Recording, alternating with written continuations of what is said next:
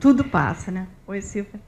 Pessoal, primeiro, minhas desculpas, e da Alice, minha filha que está aqui me acompanhando. Nós viemos de Londrina hoje, e 4h30 estávamos no aeroporto, mas Santos Dumont estava fechado. Então, essa é a razão do nosso atraso. Eu não sou boa de falar como meu irmão, como o Emílio, não tenho essa facilidade, talvez até que seja algo muito bom, devido ao adiantado da hora, mas tudo passa, e tudo nessa vida passa, e está sendo legal, acredito até que para minha filha, está aprendendo bastante aqui com a contribuição de vocês, que a gente já tinha lido alguma coisa.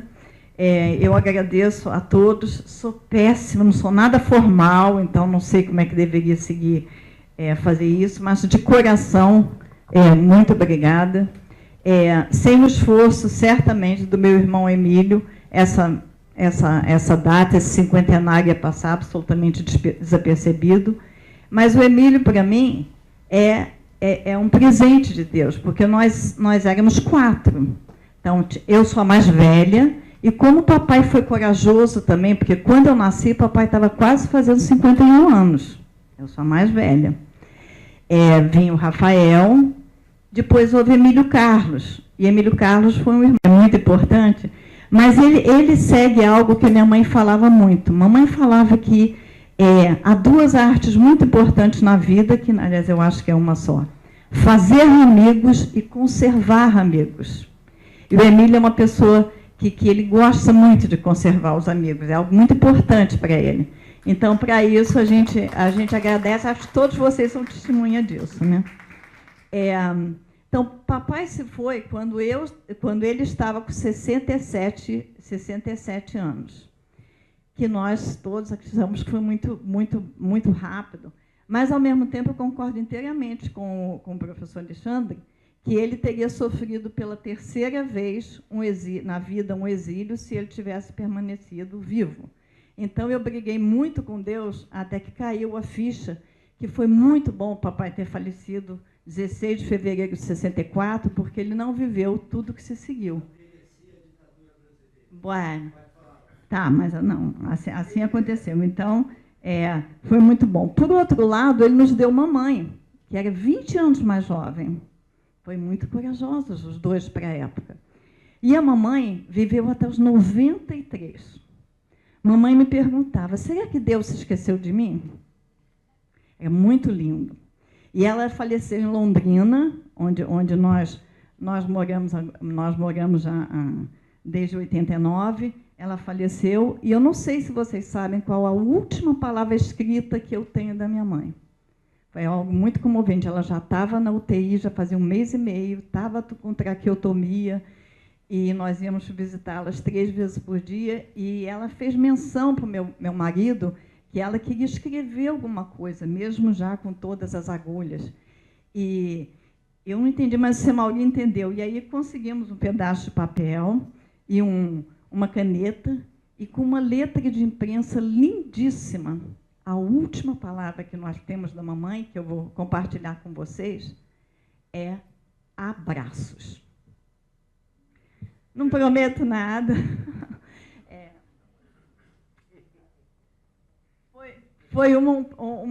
Foi muito difícil, mas foi uma alegria ter mamãe até o fim conosco lá em Londrina, e os médicos e as enfermeiras, especialmente as enfermeiras e os técnicos de enfermagem que cuidaram dela até o fim, sempre comentavam, nós nunca tivemos uma paciente tão sorridente, tão doce, para tudo. Quando a gente vinha trocar uma colostomia, virá-las muitas formas do dia, ela falava obrigada e ela falava por favor. Realmente, quem conheceu mamãe sabe que de coração, era muito sincera. Bom, eu acho que fica isso. Eu quero aproveitar a cantinha, que tem um lance muito pitoresco, que é o seguinte. Núria estudou no Colégio Bennett, com meu irmão Rafael, e eu comecei lá o maternal. E papai fazia reunião de pais, chamada Escola para Pais. E ele era convidado para falar. E, numa das vezes, mamãe levou Núria, chamada de Canquinha. Então, papai falou que não se deve bater nos filhos, não deve dar palmada, etc. Né? Aí a diretora do Bennett vai para a Núria e fala, Núria, o que você faz, o que seu pai faz com você quando você faz bagunça, né, em casa? A Núria falou assim, me pone el culo caliente. Porque em espanhol da palmada na bunda é botar o culo caliente, né? E aí o papai ficou com a vergonha danada, porque tinha acabado da aula de para não dar palmada, né? E a Canquinha falou, mas o papai me bota o culo caliente. Obrigada, mãe. Bom, e só para dizer que é muito legal ver, então, essa parte que vocês estão agora, toda a parte científica, porque, sem dúvida, nós, família, tínhamos muito ciúme de você, quer dizer, dessa obra toda. Era uma delícia ser filha, a gente se sentia muito importante, filhos do Miguel Lopes, mas, por outro lado, quase sempre, papai viajava muito, estava muito fora. E como eu sou mais velha, os meninos me diziam, pergunta se a mamãe vai, porque o papai compartilhava as viagens. E eu era, nesse momento, tinha que me buir de coragem e perguntava, né? E a mamãe? E a resposta do papai sempre foi, lógico que vai comigo, porque antes de ser mãe de vocês, ele é minha mulher. Então, isso também era... Hoje em dia, enfim, eu avó, eu vejo como é importante para o casal estar junto, e que exemplo, eu acho, no meu casamento, estou casada há 35 anos, foi o fato de que eles sempre faziam muitas coisas, quase tudo que era possível, faziam juntas. E que nós só não tivemos mais mamãe, porque ela realmente tinha momentos que ela tinha que priorizar o papai. Bom, Alice e eu precisamos retornar hoje a Londrina, porque eu dou aula ainda na escola pública, e a Alice também é professora, seguimos... E hoje nós conseguimos sair, mas precisamos voltar hoje. Pela parte da manhã, nós realmente pedimos sabedoria a Deus e queríamos estar com vocês, mas agora à tarde nós resolvemos que nós queríamos muito dar flores aos vivos. E nós sabemos que há pessoas que gostariam muito de estar aqui com a gente, mas por limitação principalmente da idade, dos anos que chegam, não podem estar aqui. Então, nós queríamos hoje à tarde poder fazer algumas visitinhas antes de a gente pegar o avião de volta para Londrina. E, bom, eu acho que também, só para dizer isso, que uma das coisas muito lindas foi que, antes da mamãe partir, ela soube que o primeiro bisneto estava a caminho. E eu acho que isso também foi muito lindo de saber que as coisas vão se seguindo, né? E o afeto perdura. Bom, muito obrigada. Em Londrina, quando algum de vocês forem, peçam ao meu endereço. Vai ser uma alegria receber vocês, ainda que não com todo esse linguajar muito científico que nós temos. Tá bom. Não, tudo bem. O efetivo é o afetivo. Isso aprende Núria. E nunca esqueça a frase que eu passei o conselho para João Cartaz seguido a ela. Bom. Então, muito obrigada. Em meu nome, no nome da família, certamente do Emílio também e da Cecília. A vida dá muitas voltas, né? E é muito bom que a gente está agora recordando, mesmo que se passar, passou. É muito importante, mas ele segue algo que minha mãe falava muito. Mamãe falava que há duas artes muito importantes na vida, que, aliás, eu acho que é uma só. Fazer amigos e conservar amigos. E o Emílio é uma pessoa que ele gosta muito de conservar os amigos, é algo muito importante para ele. Então, para isso, a gente agradece, acho que todos vocês são testemunha disso, né? Então, papai se foi quando ele estava com 67 anos, que nós todos acreditamos que foi muito, muito, muito rápido, mas, ao mesmo tempo, eu concordo inteiramente com o professor Alexandre, que ele teria sofrido pela terceira vez na vida um exílio se ele tivesse permanecido vivo. Então, eu briguei muito com Deus até que caiu a ficha, que foi muito bom o papai ter falecido 16 de fevereiro de 64, porque ele não viveu tudo que se seguiu. Bueno, tá, mas não, assim aconteceu. Então, foi muito bom. Por outro lado, ele nos deu uma mãe, que era 20 anos mais jovem. Foi muito corajosos os dois para a época. E a mamãe viveu até os 93. Mamãe me perguntava, será que Deus se esqueceu de mim? É muito lindo. E ela faleceu em Londrina, onde nós moramos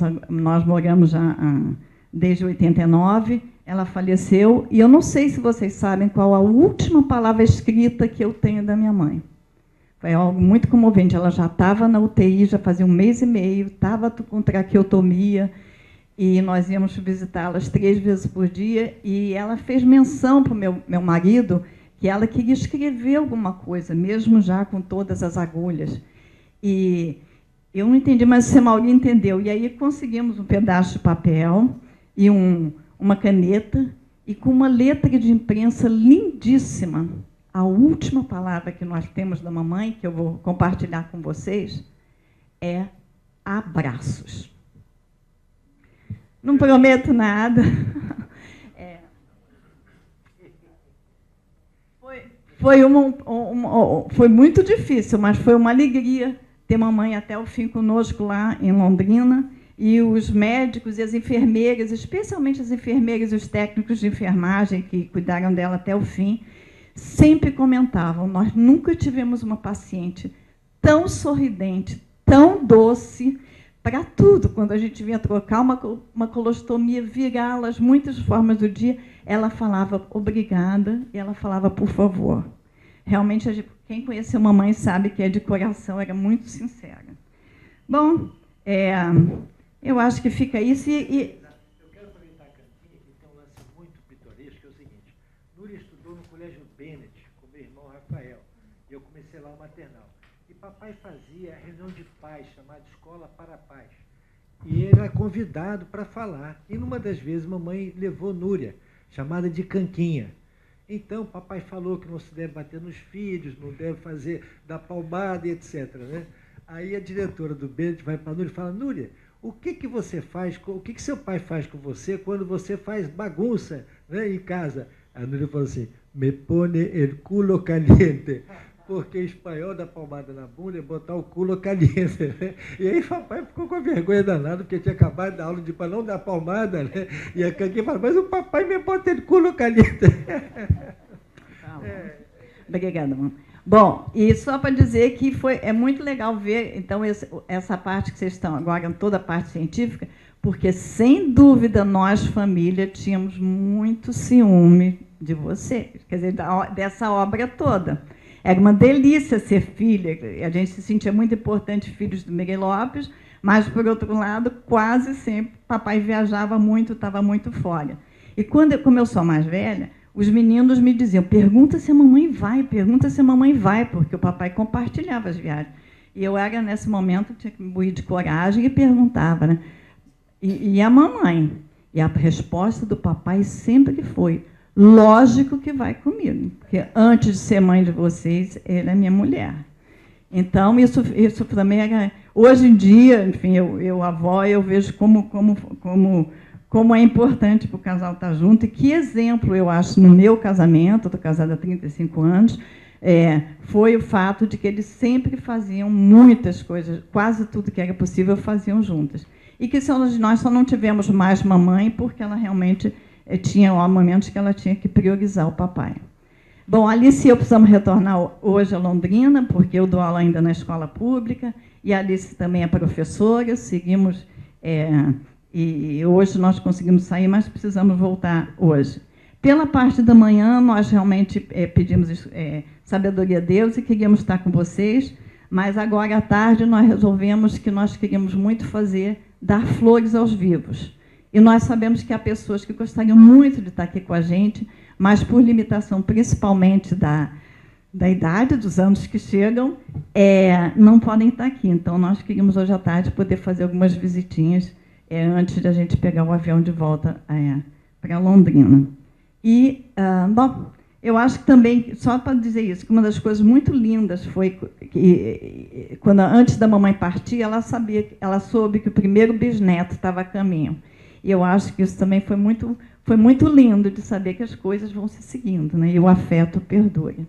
Bom, muito obrigada. Em Londrina, quando algum de vocês forem, peçam a meu endereço. Vai ser uma alegria receber vocês, ainda que não com todo esse linguajar muito científico que nós temos. Tá bom. Não, tudo bem.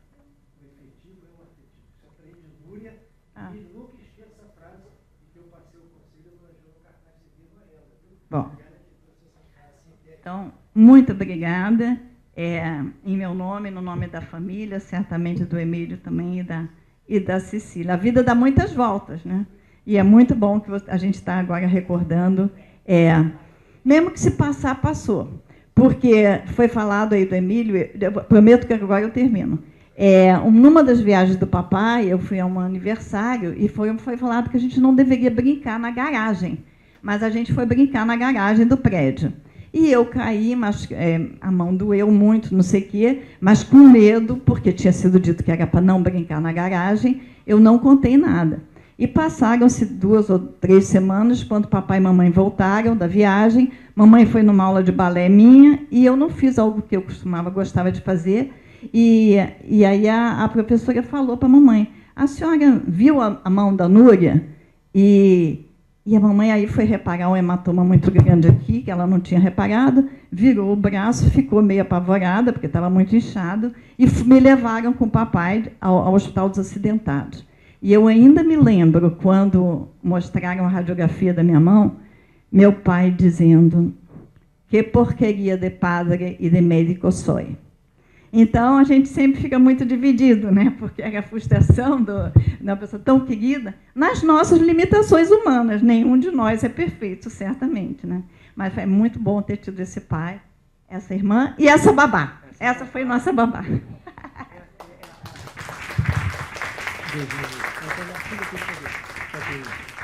A Núria me doou esta babá que eu chamo de mãe preta. E a Antônia, a Núria falou de que mamãe dizia que tinha cuidado de preservar os amigos. Mas mamãe ensinou uma maneira de se relacionar com as pessoas, que todas as pessoas que trabalham em casa são extremamente fiéis. Era ela e nós mantemos a tradição. O caseiro do sítio trabalhou 43 anos, até faleceu ano passado, o Moacir. E a Antônia trabalhou em casa há 40 anos. Me viu nascer e ainda veio homenagear o papai. E eu trouxe ela aqui porque tinha uma coisa curiosa. Papai, como atendia em casa, ele foi médico do Grande Otelo, atendeu o Ivon Cury, atendeu, quem mais me ajuda aí que eu esqueci? O Dornelles, o senador Dornelles, o Peixoto de Castro da refinaria, muitas pessoas. E a Antônia fazia o trabalho de secretária. E era um corredor e tinha sala que dava acesso ao escritório. Ele pedia, Antônia, não fecha, eu quero saber se o Ivon Cury é careca ou não. E ficávamos atrás do buraco da fechadura para ver se, de fato, na intimidade do consultório familiar, quer dizer, uma descrição de filhos, naturalmente, né? O Ivon Cury, de fato, era careca e sem peruca, como é que ficava o artista da TV, né? Mas a nossa Antonieta foi quem fazia sempre os lanches de papai, que todas 5 horas da tarde nunca perdia um sanduíche de salaminho com grapete, não é isso, Antonieta? Você quer dar uma palavra para o papai, Antônio? Fala, dá uma palavrinha. Não, eu estou muito esquecida. Tá, eu queria lembrar aquele escritor que morou junto... Jorge Amado. Jorge Amado. Morou junto da gente lá. Então as crianças não saíam lá de casa. João Amado, a Paloma. Paloma, o João. João Amado. Então ele estava atendendo, João. Deixa eu entrar que eu quero falar com o Mirei Lopes. Eu falei assim, não pode entrar, que ele está com o cliente. Ele me empurrava e entrava. E Paloma, era tudo amigo. Né? Moramos 30 anos. 30 anos, Rodolfo Dantas, 16. Ao lado do Copacabana. Moramos ali 30 anos, mas foi muito bom. Muito bom. E eu quero fazer uma última coisa, a Núria vai lembrar disso. Na cremação de mamãe, que muitos aqui tiveram, nós colocamos a música Ave Maria. Porque eu, em 83, eu tive uma crise existencial muito grande, passando pelo mesmo que o Novaes passou, que foi, eu diria assim, exorcizando as torturas que eu sofri no DOI-CODE. Inclusive, o doutor Najib, que está na imprensa agora, foi um dos que eu tive a gentileza de ser torturado por.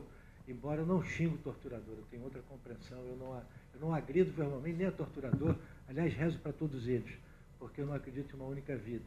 E a previsão da gente é de que a bondade ganha, vence. Então, mesmo aquele que faz mal hoje, meu sentimento é que eu rezo para que ele, a minha maneira, não continue fazendo, não faça mal. Mas foi Antônia que às 6 horas da tarde ligava a rádio e botava a oração da Ave Maria. E muitas vezes eu estava numa situação muito delicada, eu estava surtando, eu tive um surto, porque eu tive uma paixão, e para abrir a energia do amor, eu tive que passar tudo que eu tinha que ter engolido dentro do meu peito, sufocado, para sobreviver e suportar as torturas. Então, Antônio, eu quero te agradecer não só a basinha você, mas você me ensinou a escutar a Ave Maria com profundo amor, e através dela nós podemos despedir a Lilete no dia 24 de março de 2010, lá no São João Batista. Gente, eu acho que podemos Né? Você quer dar uma palavra de encerramento, que você fechou, e vamos retornar, então. Olha, está previsto o retorno para 2h30, mas se quiserem chegar um pouquinho mais cedo, a gente pode voltar 2 horas e acaba mais cedo, porque facilita a todos, não? Hein? Fala.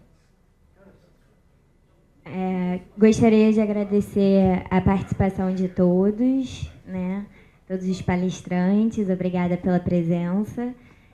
A gente vai encerrar agora essa primeira parte, né? E 2h30, como o Emílio falou, voltaremos com outros palestrantes. Tá? Muito obrigada a todos. Até daqui a pouco. Boa tarde a todos. Vamos começar a segunda etapa, né, da nossa jornada. Primeiro eu gostaria de agradecer a presença ilustre, né, do nosso presidente da Academia Nacional de Medicina, né, Pietro Novellino. Muito obrigada. Eu gostaria de agradecer também que a gente recebeu um convite, né, do nosso um telegrama do nosso governador, né, do Luiz Fernando Pezão, desejando sucesso aqui, né, que a gente havia estendido o convite, e como ele não pôde, mandou um telegrama agradecendo e desejando sucesso, né, aí a todos os palestrantes e ao evento, né. Bom, para dar sequência na nossa jornada, eu vou chamar aqui agora o Adolfo Rores, né, que vai tratar sobre o tema da medicina, a psicologia e a psiquiatria. Por favor.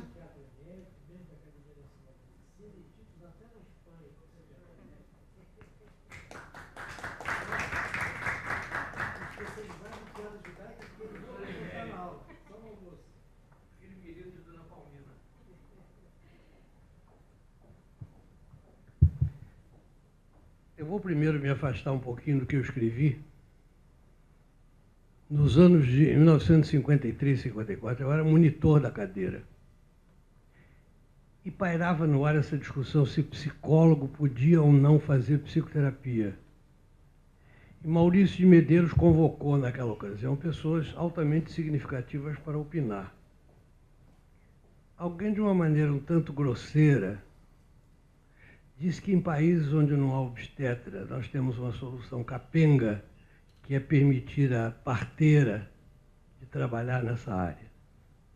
Outra pessoa, que eu não vou dizer também, disse que era uma solução capenga entre caminhar com os 2 pés e ter uma solução capenga. Ele era contra permitir que psicólogo fizesse psicoterapia.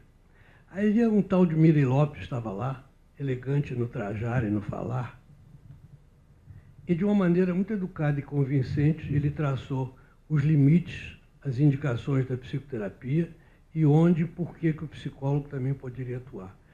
Foi a única ocasião que eu tive a oportunidade de vê-lo, ao contrário de muita gente daqui que está dizendo que não o conheceu. Eu o conheci, era uma figura marcante, uma figura que impressionava logo à primeira vista.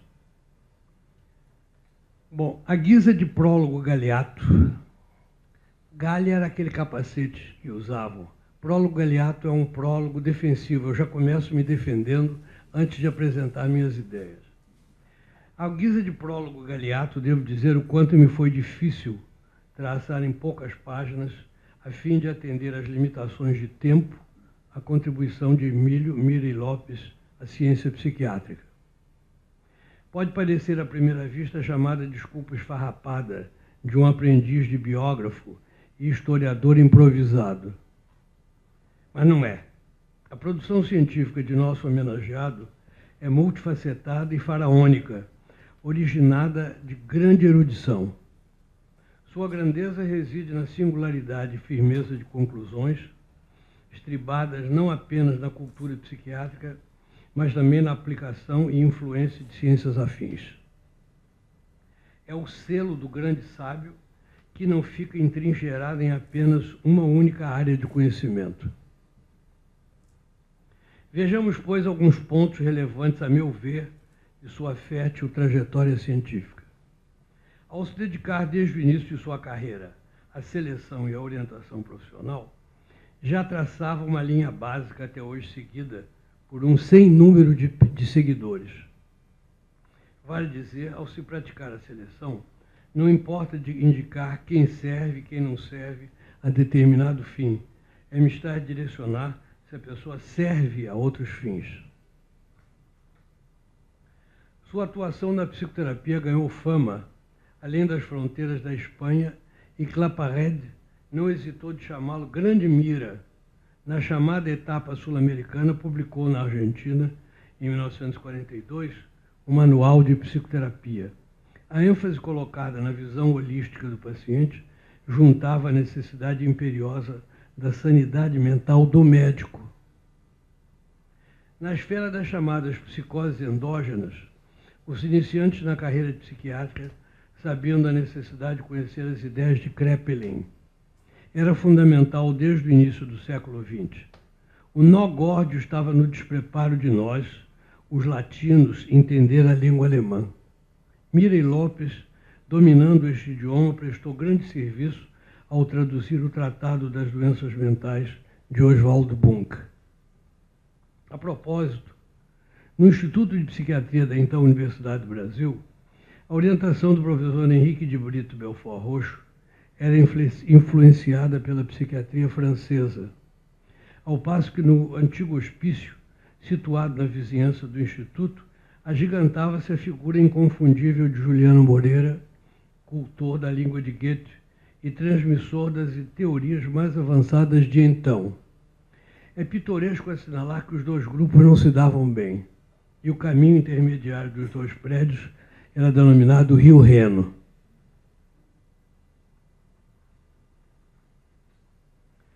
A influência benéfica da literatura psiquiátrica de língua alemã fica clara já em 1927, quando publicou na Revista Médica de Barcelona a extensa monografia intitulada Estado Atual do Conceito das Esquizofrenias. Isso em 1927. Ali o leitor encontra admirável revisão das ideias de Kraepelin, Bleuler, Jung, Minkowski, Kretschmer e Bunck. Ele bebia com sofreguidão nas melhores fontes da época, sem deixar de agregar seus pontos de vista. O ano de 1935 é um marco histórico de sua obra. Veio a lume um manual de psiquiatria, leitura obrigatória dos psiquiatras brasileiros. Dali, merece em especial alusão sua tese sobre a patogenia da internação do doente mental, bem como a fiscalização da psicologia dita normal, a focalização, desculpe a leitura minha, é minha datilógrafa, bem como a focalização da psicologia dita normal antecedendo a psicopatologia. Seu amor ao enfermo era tão grande que ia visitá-los aos domingos. Aproveitava então essas idas para discutir e ensinar aos jovens médicos suas concepções. Todos ficavam encantados com a lucidez e a profundidade com que expunha as particularidades de cada paciente. Era tal a grandeza do evento que os moços o chamavam de sobremesa psiquiátrica dominical. Por ser um cientista fechado às ideias novas, publicou em 1926 em catalão a psicanálise. A ciência emergia, encontrando forte oposição em vários setores do ensino mundial. Mas a visão privilegiada de Mira deu-lhe a iniciativa de, ao sintetizá-la, promover maior aceitação dos pilares da doutrina de Freud. Outra faceta a ser ressaltada está na obra intitulada Psicologia Jurídica, de 1932.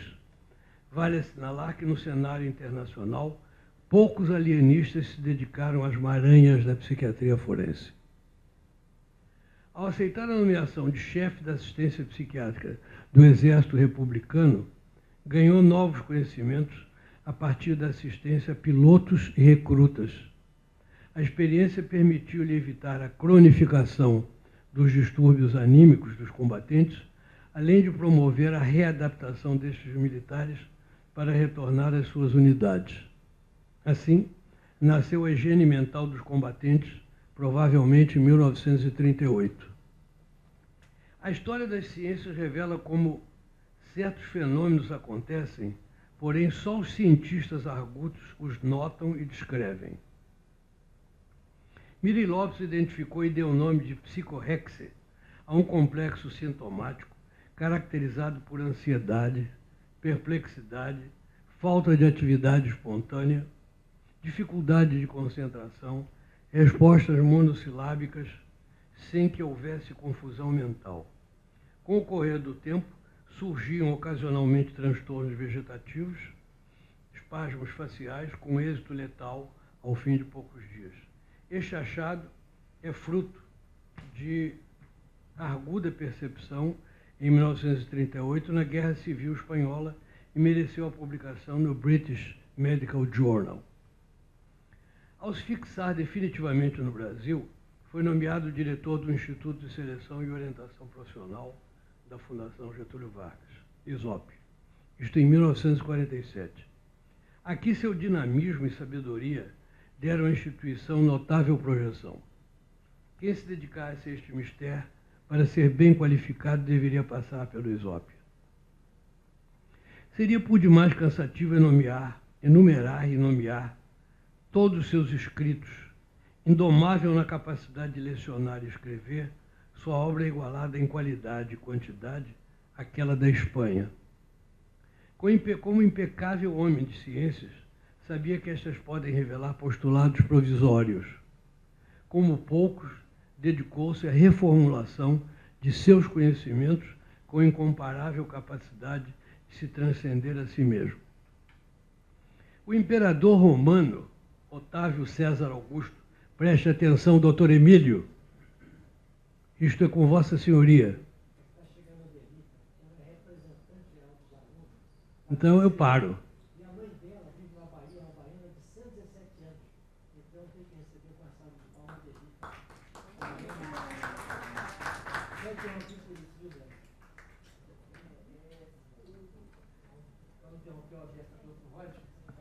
Ou se minha mãe passa aí fora e pensar que as palmas eram para mim.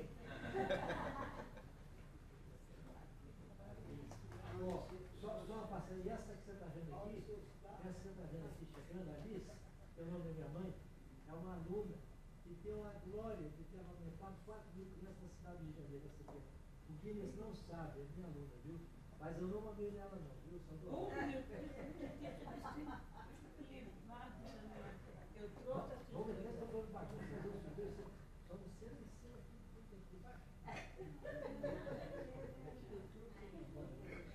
Doutor Emílio, eu estou me referindo, agora estou me dirigindo a Vossa Senhoria.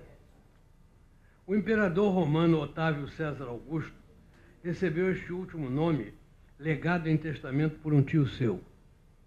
Apesar de vários outros nomes outorgados, optou sempre por Augusto, pelo seu significado. Daí por diante tornou-se moda este prenome, dado o sentido de amado, querido, venerado. Em grego é Sebastos, mas em latim é Augusto. Sugiro ao Emílio, seu filho, ao se referir a seu amado pai, chamá-lo de Emílio Augusto Miri Lopes.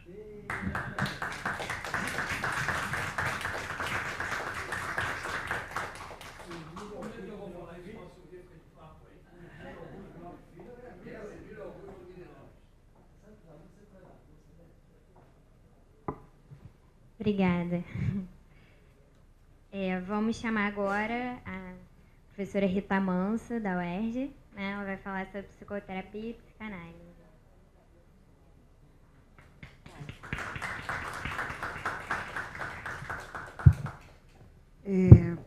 Antes de qualquer coisa, quero agradecer ao Emílio Miri Lopes Filho, o convite feito, né, a mim, como professora e diretora do Instituto de Psicologia, estou aqui com muita honra.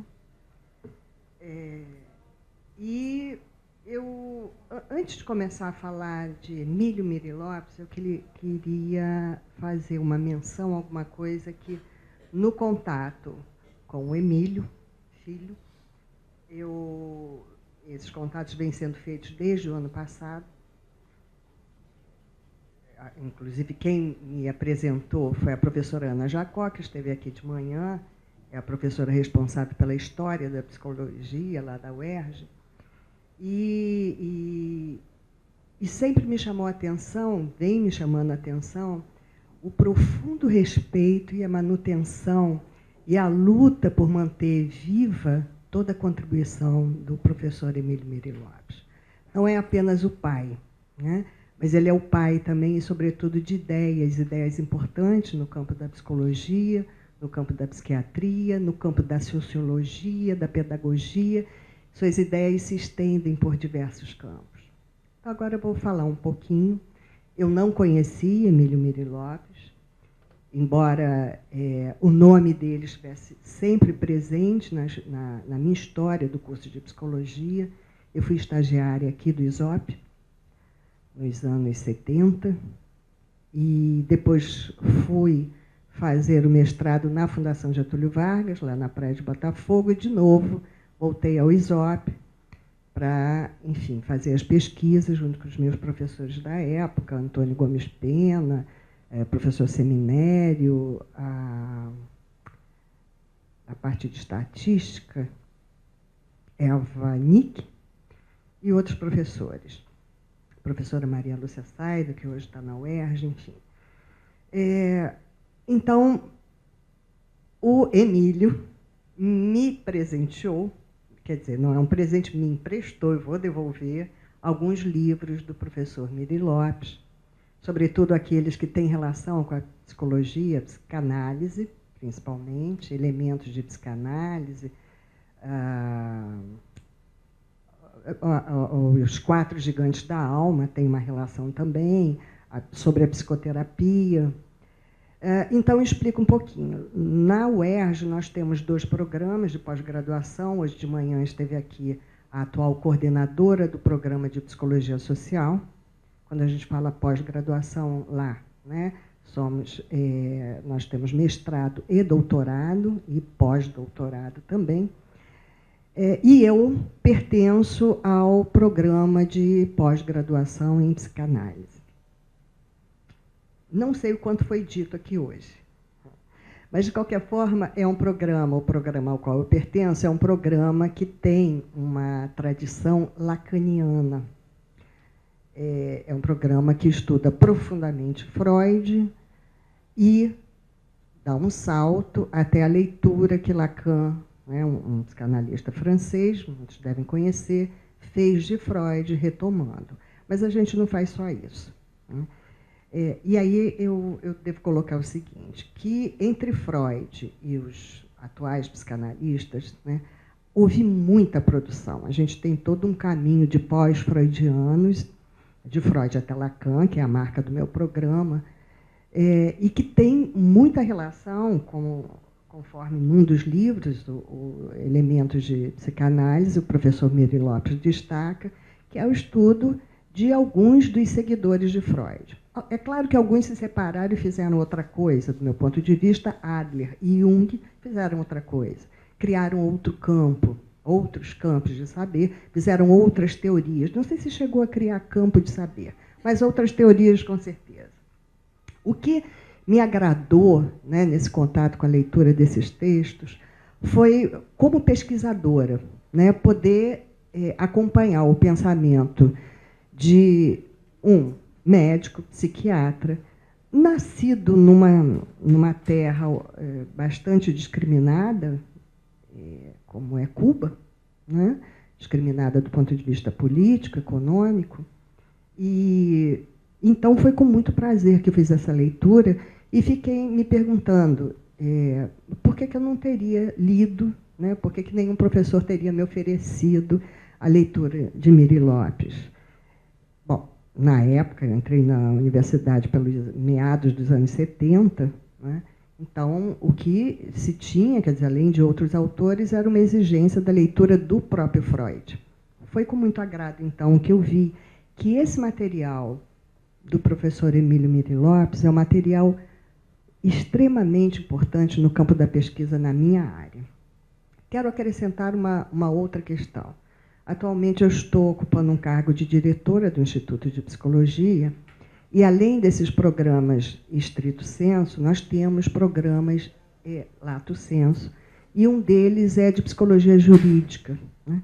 Outra contribuição que, ao fazer o levantamento, eu fui pegar na própria Fundação Getúlio Vargas, eles têm lá um número dos arquivos brasileiros de psicologia que faz uma homenagem à produção intelectual, à produção acadêmica do professor Miri Lopes, justamente após a morte dele em 1964, fevereiro de 64. Então, acho que já devem ter falado disso aqui também, porque a Ana Jacó, né, de manhã, no campo da história da psicologia, deve ter esse material, mas é um material bastante rico para nos dar uma ideia da totalidade da obra do professor Miri Lopes. E, ao mesmo tempo, do quanto que ele, eu diria até a semelhança de Freud, ou inspirado na leitura do texto freudiano, tentava o máximo possível alcançar o leitor, usando palavras, não precisava ser acadêmico, não precisava ser um estudioso, né, um estudante de uma das disciplinas, mas ao ponto de qualquer sujeito entender do que ele estava tratando. E aí, nas minhas pesquisas, eu até peço desculpa a vocês porque eu estou falando, eu não vou ler, porque eu escrevi, mas eu prefiro falar do que eu me lembro. Nas minhas pesquisas, eu encontrei um comentário na nossa grande biblioteca moderna, que é o Google, né, a Wikipédia, de uma leitora, encontrei vários, mas essa daí me impressionou em especial, porque é uma estudante da área do direito, que caiu em suas mãos o livro Os Gigantes da Alma, Os Quatro Gigantes da Alma, e ela fez uma resenha. Mas o interessante disso são as recomendações. Resenhas tem aos montes, né, hoje na internet. Mas o interessante são as recomendações que ela faz para todo aquele que queira entender um pouco sobre o amor, sobre a ira, o ódio, o medo e a noção de dever, é que leia esse livro, porque ele está muito próximo de qualquer um. Qualquer sujeito, né, porque são questões humanas, não há quem não consiga, na leitura desse livro, ficar mais próximo, né, do entendimento dessas paixões.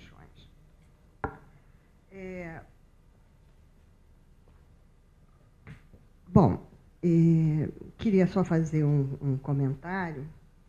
Eu estava na Fundação Getúlio Vargas, talvez para encerrar, eu estava na Fundação Getúlio Vargas nos anos 86, exato, 86 eu ingressei no mestrado, e logo em seguida foi eleito presidente o Collor de Mello, Fernando Collor de Mello. E o que se sucedeu daí para frente foi a extinção do ISOP. A extinção de vários cursos na Fundação Getúlio Vargas, o programa do qual eu fazia parte, né, que era um programa com nível de excelência, enfim, a CAPES ainda não fazia avaliação naquela época, mas se fizesse, certamente teria nota 7, que é a nota máxima, e o curso foi extinto. O ISOP foi extinto, o mestrado e o doutorado em psicologia, nas suas diversas áreas, também foi extinto. E o que se pôde fazer, que eu não deixei de defender a tese, né, a dissertação, no caso, porque o que aconteceu foi uma transferência dos professores para a UFRJ e, de certa forma, do programa para que os alunos pudessem defender e concluir seus trabalhos. Mas nunca mais foi a mesma coisa. A revista Arquivos Brasileiros de Psicologia hoje está na UFRJ, ela pertencia à Fundação Getúlio Vargas, tinha uma ponte grande com o ISOP, e eu só tenho a lamentar. Todos lamentamos muito, foi um período muito difícil, durou um ano de impacto até que a gente pudesse voltar, se restabelecer, retomar as pesquisas, mas, enfim, é lamentável. E ainda torço que a Fundação Getúlio Vargas um dia queira recuperar e manter, enfim, abrir de novo, retomar o estudo nessa área, né? Na área da psicologia. Não foi o único curso extinto, mas, enfim, no que me cabe foi o que eu sofri. E, por último, talvez lembrar que, por força do meu ofício, constantemente nós somos confrontados com o último lançamento da Associação Psiquiátrica Americana, que é o DSM-5, Manual Diagnóstico e Estatístico das Doenças Mentais, e retomando, embora eu não conheça, enfim, mas retomando um pouco, né, aqui no levantamento histórico das produções do Miri Lopes, sobretudo compêndio de psiquiatria, manual de psiquiatria, eu pensei comigo que ele talvez também não fosse gostar do DSM-5, porque são manuais que se estendem, né, cada vez mais de uma maneira, eu penso nesse ponto de vista, desumanas, desumanas no sentido que o que é mais humano não está ali presente, faz falta nesses manuais, e que certamente ele não ia deixar isso passar, né, à toa, sem fazer longos comentários, já que, do meu ponto de vista, era um sujeito extremamente humano, né, preocupado com aquilo que é característico da nossa espécie.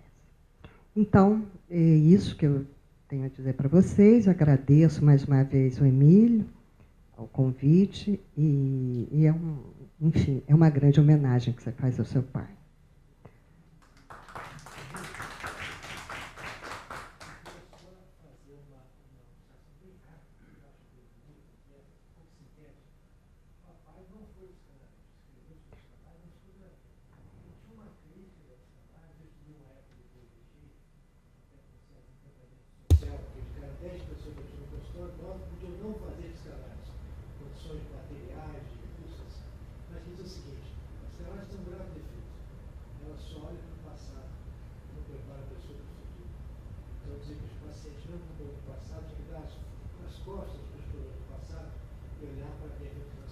Olha só, eu tenho que discordar.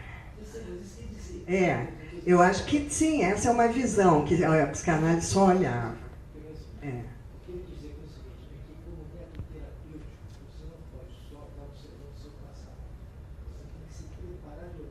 Sim. Se você quer fazer uma carreira, tem que fazer vestibular. Então, às vezes, você fica assim, olha, quando eu tinha fraude, isso aconteceu. Então, não é que não tenha volta ao passado, mas você também tem que ter alguma visão perspectiva e que isso é uma coisa que a psicanálise não trabalha. Posso falar? Claro que sim, eu estou te provocando. Tá, eu vou dizer uma coisa para você, Emílio. Eu acho que eu devo a minha vida à psicanálise. Porque ela me tirou do passado, do aprisionamento e congelamento do passado, para criar para o futuro. E isso, a psicanálise, pelo menos a que eu conheço, a que eu experimentei, me possibilitou. Eu tive 2 longas análises. E algumas consultas extras no momento que a barra pesa, né, que a vida nos coloca diante de impasses, a gente não tem que refletir com mais cuidado. Mas eu penso assim, que uma visão da psicanálise é possível que fique no aprisionamento, na discussão do passado. O passado é importante para a gente entender o futuro e fabricar esse futuro. Da mesma forma que eu vou te dizer o seguinte, que a gente entenda o que aconteceu na ditadura civil-militar, que seu pai saiu antes de cena, de ver, porque certamente não ia gostar do que viria a seguir. Pois é, né? Então, toda essa travessia que nós tivemos é para a gente, não é que a gente vai ficar preso nisso, mas tem que entender para não repetir lá na frente. Tá bom? Eu concordo com você, menos que eu quis dizer que na visão dele, menos, assim, um pouco mais aberto, lembrando que uma pessoa não pode só cuidar do seu passado, também tem que planejar um pouco. Sim, sem dúvida, claro. Eu acho que qualquer psicoterapia que fique presa ao passado não resolve a questão para o sujeito. Sim. Sim.